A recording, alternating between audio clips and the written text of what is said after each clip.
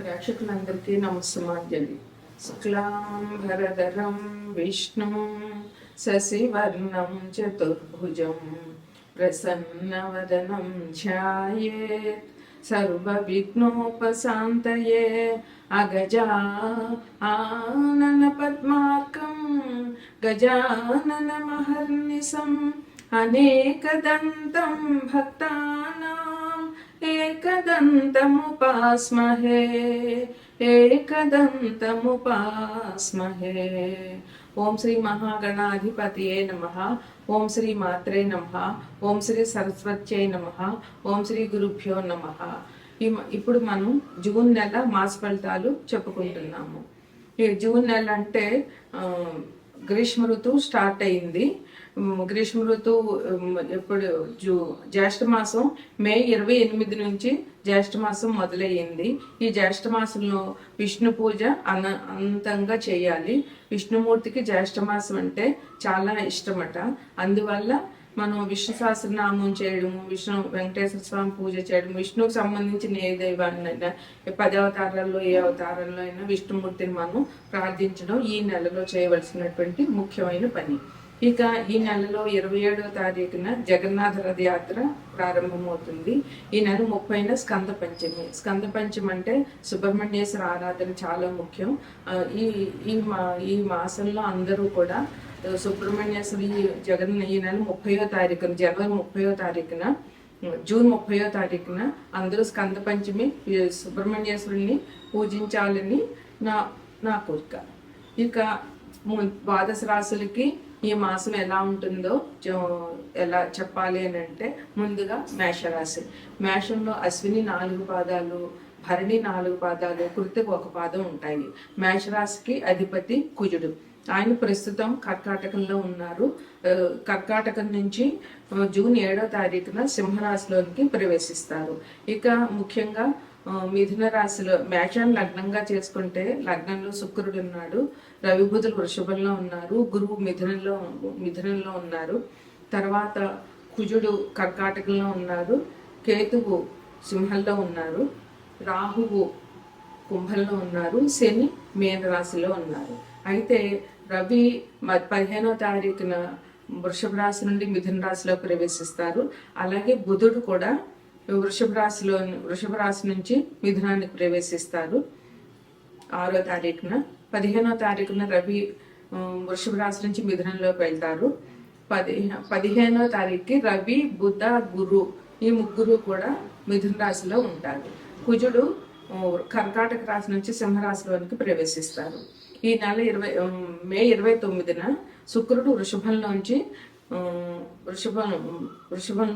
వృషభంలోనికి వస్తారు. ఇప్పుడు ప్రస్తుతం 28వ తారీఖున ప్రస్తుతం మేషంలో ఉన్న శుక్రుడు వృషభంలోనికి ఈ నెల మే 29న వస్తారు. అయితే మేషరాశి వారికి ఈ మాసం అంతా కూడా చాలా అభివృద్ధిగా ఉంటుంది. సంఘంలో గౌరవ ప్రతిష్టలు పెరుగుతాయి. వాళ్ళు అనుకున్న పనులన్నీ నెరవేర్చగలుగుతారు. ఏవైతే పెండింగ్ పనులు కొన్ని మొదలుపెట్టి ఆపేసి ఉన్నారో అవన్నీ కూడా వాళ్ళు బాగా చేయగలుగుతారు. ఆర్థికంగా వాళ్ళకి చాలా బాగుంటుంది. స్వయంగా నిర్ణయాలు తీసుకోగలిగే ఆలోచనలు వాళ్ళకి మంచి ఆలోచనలు వస్తాయన్నమాట. అంటే వాళ్ళంతటి వాళ్ళు నిర్ణయం తీసుకుని పనిచేయగలిగే సామర్థ్యం వాళ్ళకి ఈ నెలలో చాలా బాగా ఉంటుంది. అయితే నిర్ణయాలు తీసుకునే ముందు దాని గురించి కొంచెం చాలా బాగా ఆలోచించవలసిన అవసరం ఎంతైనా ఉంది.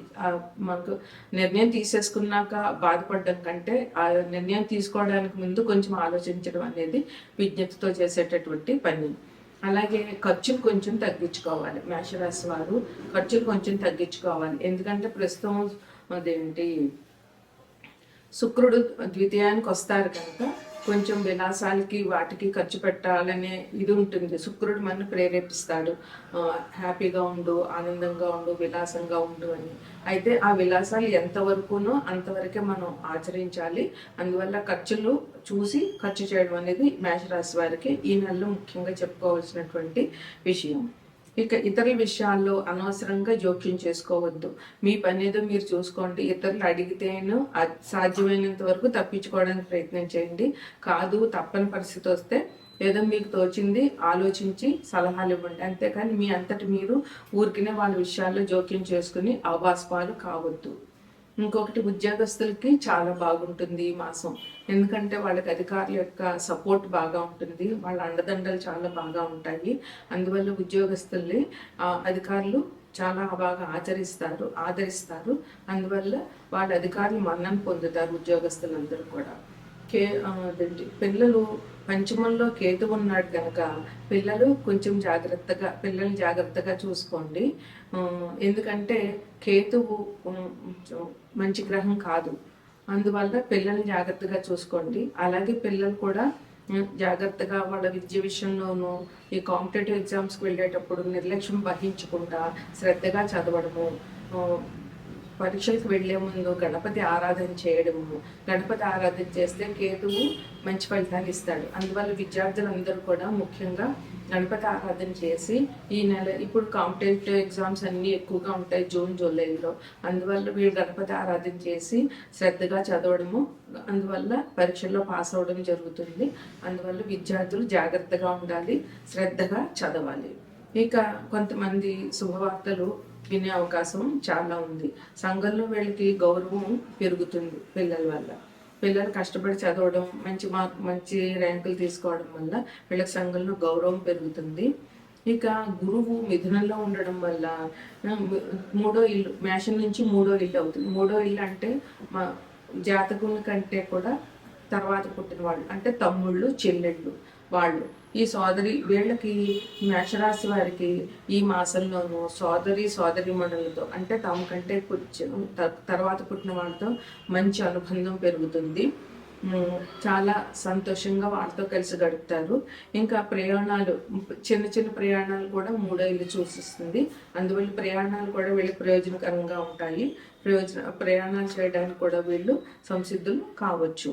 ఇక ఈ రాశి వారు స్కంద పంచమి సందర్భంగా సుబ్రహ్మణ్యేశ్వరుని ఆరాధన చేయడము, జ్యేష్ఠమాసం కనుక విష్ణుమూర్తి ఆరాధన చేయడము, ఇక కుజ సంబంధమైనటువంటి పూజలు చేసుకోవడం సుబ్రహ్మణ్యేశ్వర స్వామికి, ఇట్లాంటివి చేయడం వల్ల ఈ రాశి వారు ఈ మాసంలో ఇంకా మంచి ఫలితాలు పొందుతారు.